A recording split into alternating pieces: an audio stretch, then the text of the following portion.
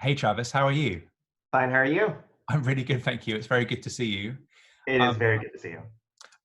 we are starting these videos by asking our contributors to introduce themselves and to tell us a bit about their work. Would you mind doing that? Sure. My name is Travis Cheeling Lam. I am a postdoctoral teaching fellow at the University of Texas at Austin, but I will be starting a position as assistant professor at Kenyon College, which is a small liberal arts college in Ohio. Which is fantastic. Congratulations. I'm so pleased for you and for them. Thanks so much. And my work, I guess, I always struggle with this question because I always feel like my work has been interloping across disciplines and fields. As somebody who works in the 18th century and in the 19th century, I felt that my work is really driven by the sort of questions I want to ask. And as a result, a lot of my methodology draws from disability studies and health humanities, as much as the field itself is transforming and changing and trying to define itself in a moment where interdisciplinarity is, of course, a buzzword, but how we do that is something that I think a lot of scholars are trying to negotiate in their own ways. My current book is on the history of the anti-vax movement and trying to think about a much longer historical trajectory for something like vaccination and immunity, which at least in the US, and I would argue in the UK, there's a weird presentism that's applied to this conversation as if it were a new phenomenon. I've talked to academics, people on the street, and they always say, oh, anti-vaxxers are this sort of weird thing where people are choosing not to vaccinate their children. And my instinct is always to say, well, what's history going to say about this? And I want to think more about the ways in which in history, the divide between pro and anti-vax actually doesn't hold up in the same ways. And that there's more of a sort of joint use of metaphors, languages, images about health insecurity, which is the word I'm more interested in thinking about, because I think pro and anti-vax flattens a set of arguments that don't really, this flattening ends up not really encompassing the ways in which um, insecurity about vaccination as a practice has a lot of cultural baggage. I'm interested, for instance, in the anti-autism bent of a lot of anti-vaccination discourse. And that often gets touted as new or novel.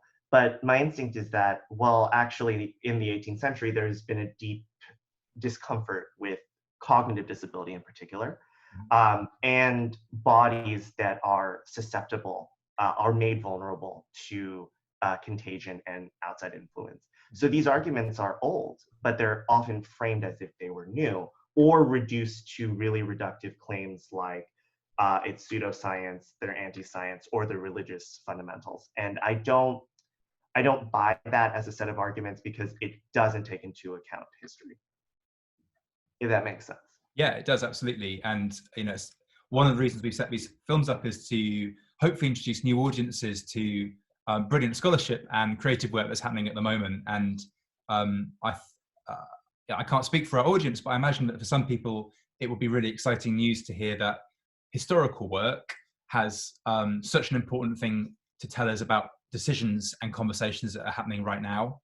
And so that question of anti-vaccination, both then and now, and the kind of long history to debates we think of as new, Yes. is really important and exciting. Do you mind if I backtrack slightly and just ask you to explain what you mean by health humanities? Sure. And I think that is one of the toughest questions that Sorry. the field itself is trying to answer. Okay. I think so. For the longest time, the health humanities went by other names. Literature and medicine is one name, depending on how you go about it, and medical humanities. And the way I try to define health humanities is, sure, you might say it is work that is invested in thinking about issues of medicine, health, and culture as a sort of interrelated topic. But I think I choose health humanities as a label because medical humanities has been so often housed in medical schools, funded by medical programs, so that it is sometimes perverse to think about a field that is critiquing medicine, yet is funded by and housed in medicine.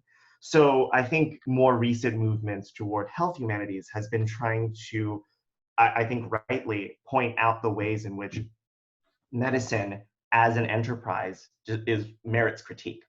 And health humanities has been drawing from a number of other disciplines, from critical race studies to queer studies to disability studies, and I think is doing the kind of critical work that in many ways medical humanities, while some scholars are definitely doing that, it sometimes gets co-opted by medicine itself.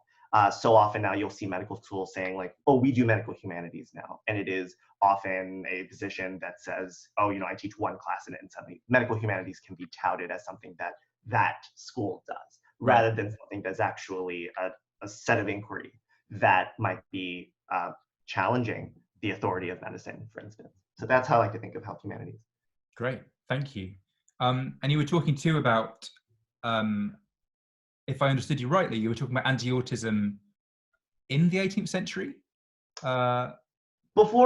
Certainly before we would be able to think of autism as a category. But I guess what I'm saying is the anti-autism discourse that emerged out of Andrew Wakefield's now debunked article in 1997 that said the MMR vaccine causes autism, that is often pointed as the origin point for this kind of anti-autism bent of the anti-vax movement. But I guess I'm much more interested in tracing the much longer continuities and trajectory of these arguments going to the 18th century, where there was a deep anxiety when vaccination was popularized about cow mania. This idea that if you're putting cowpox into human bodies, why wouldn't they be susceptible to other forms of beast-related diseases? And I think a lot about this image in 1802 by James Gilray, where there is a theater of people being vaccinated and they're all turning into cows.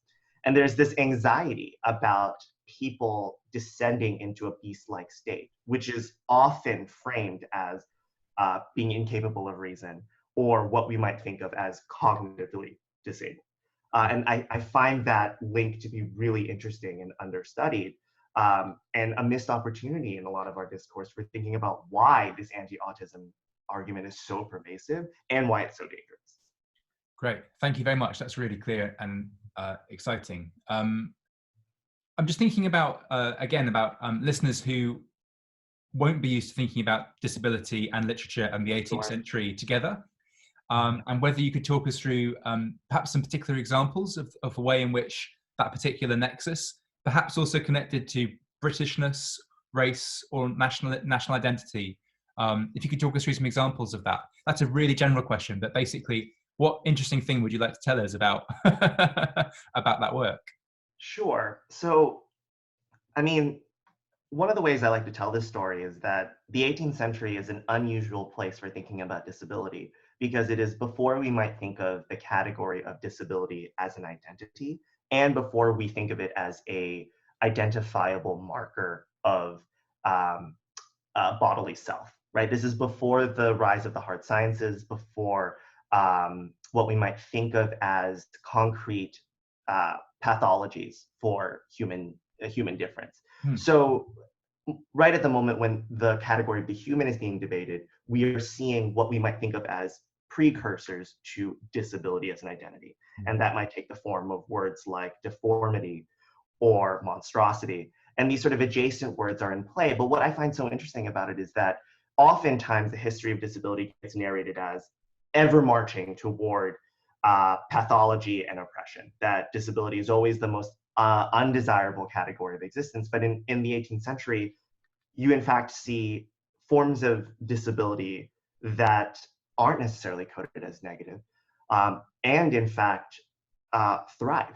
One of my favorite examples of this is the work of William Hay, who was a disabled parliamentarian, a man of letters, and he wrote this very strong, outspoken essay called Deformity, where he essentially writes, before we can even call it that, a defense of disability. And even at some points articulates a kind of disability pride that we see activists expressing today, but does so in a way that I think just isn't what people would expect the 18th century to do, which says to me that we've, in many ways, told a reductive narrative of disability as always about the oppression of bodily difference, always toward what we might think of as the consolidation of something like ableism,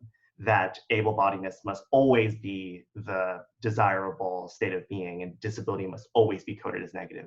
History says otherwise, I think. Thank you, that's fantastic. Do you mind telling us a bit more about this essay, Deformity? Something about its historical moment, what its origins might have been, why it's being written? Are we able to answer any of those questions? Sure. So a deformity as an essay, I mean, my understanding is that he wrote it very much to speak to his other, what I would expect to be upper class audience members, Right. who would have challenged his authority as a man of letters. Why would a deformed person ever want to put himself in the public eye and ever be in a position to make decisions on behalf of fellow citizens? Disability was, for so many, coded as tragic, as pitiful, sometimes negatively. But I think at the moment when it was written, and I believe I might have this wrong, but I think it's in the 1750s. But this essay, I think, tries to intervene at a moment where disability would have been absolutely everywhere. You would walk down the street and you would see disabled people. But he was very uncomfortable with the fact that his fellow parliamentarians would mock his ability to be active in public space. So it was a justification for his professional life, but also a rewriting of a set of cultural narratives that say that disabled people cannot be active participants or productive participants. And I think the more and more I revisit that essay, the more I see that Hay was invested in recovering a sort of disabled life that was full, that was empowered and energetic, rather than the one that was sort of mounted upon him, which was, oh, you need to have a pitiful life that is tragic and meant for charity. And I guess he never really saw himself that way, and he was extremely frustrated by that. Great, thank you. I can see why you're talking about it as being an early form of disability pride. Yes. It seems to be advocating for the empowered presence of disabled people in spaces where they already are, but are not being celebrated and are not being empowered. I've got that right. Right. I mean, disability pride insofar as that for Hay, none of his disabilities would have been things that inhibited his life. In fact, he defended them as making his life better, as making him more capable of doing great things like the intellectual work that he explores throughout that essay. There's so many allusions and references to classical Greek scholarship, to other writers, even to Alexander Pope, who was also disabled. He was very interested in situating himself among others who, one, could shore up his authority as a writer, as a thinker, but also to challenge this idea that his disability makes him somehow lesser as a human being. And stepping away from that detail, if I ask you kind of a bigger overview question, we're asking some of our contributors what drives their work, Sure. what brought them to their work. So again, that nexus that you sit in of 18th and 19th century literature, of, I think I'm right in saying specifically British literature, Yeah. disability and health humanities. Could you tell us a bit more about either how you ended up there or why you're pleased to be there? Yeah. So I wasn't always an 18th and 19th centuryist. I felt like I was brought there by the questions I wanted to ask. I live with scoliosis-related disability, which means for me, I have 2 curves in my spine. And as a result, I live with a lot of chronic pain. And as a result, some mental health issues, as well as brain fog, which is partially why, even in our conversation now, I'm sort of struggling to get my thoughts together because the way my pain works on me is that it impedes my ability to think clearly.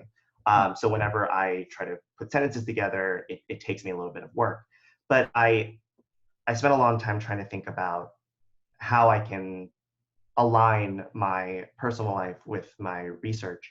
And I've always been interested in the history of embodiment. And I guess when I was an undergrad, I was fascinated by Gothic novels with the kinds of bodies that could appear that were in spectacular forms. And my advisor at the time said, why don't you think about this period as a moment for when disability was coming into being, but also unruly or unusual bodies were in many senses trying to be reconciled in the larger cultural imagination. And at the time, I didn't have a vocabulary for disability, and it was in graduate school when someone said, "Oh, you know, you're asking disability questions, right?" And I had never sort of put those two things together, but I think disability was something I came to sort of last in my training. One, because it was still burgeoning as a field, but I think it allowed me to think more critically about questions of normality and normalcy, what bodies get to be deemed normal and therefore unremarkable, and why certain bodies get pathologized in different ways. And for me, that academic set of questions allowed me to make more sense of my own personal experience as somebody who, I guess at one point I would not have thought of myself as disabled, but in my work and engagement with the work of disability activists and disability theorists, I very much understand my experience in terms of stigma, in terms of misunderstandings with people who might see my bodily difference in certain ways. That's very much a disabled experience. And I found myself increasingly aligned with that personally. And it took the work of scholarship to help me get there. Thank you very much. We're closing our conversations by asking our contributors what the word literature means to them. And I feel like I can already, I'm not going to put words in your mouth, but I can sense where some of the conversations are already taking us around this question. But is the term literature, is that a helpful term to you? Is it an unhelpful one? What does it make you think of? The funny thing is, in a lot of my work, even with the book project that I'm working on now, the question of, so what does this have to do with literature, has always been the question. Is it the way it typically is phrased to me is, so are you doing a book on medicine, or are you doing a book on literature? And I think I've cycled through many different answers to this question. And I think for me, early on, I think I would say literature was about representation and sort of the ethical problems surrounding the issue of representation. From a disability standpoint, literature matters because it perpetuates certain views of disabled people and disabled life experience. But I think as I've continued to do this work, I'm less interested in disability as purely representation, but thinking about what literature does as a set of forms that disabled people can explore their life and their experience through. I'm also a poet, so I've been really interested in thinking about what does crip theory or crip experience have to do with literary form. And it's no surprise to me that crip theory and crip literature has become extremely popular at our current moment when we're thinking about issues of literary form. I'm very interested in thinking about the ways in which literature itself, the received ways that we think literature should look like, the ways it should tell certain stories, are being problematized very much by disabled writers. The expectations about disability as this kind of thing that maybe is the what we now think of as the charity model or the Tiny Tim model of pity and inspiration.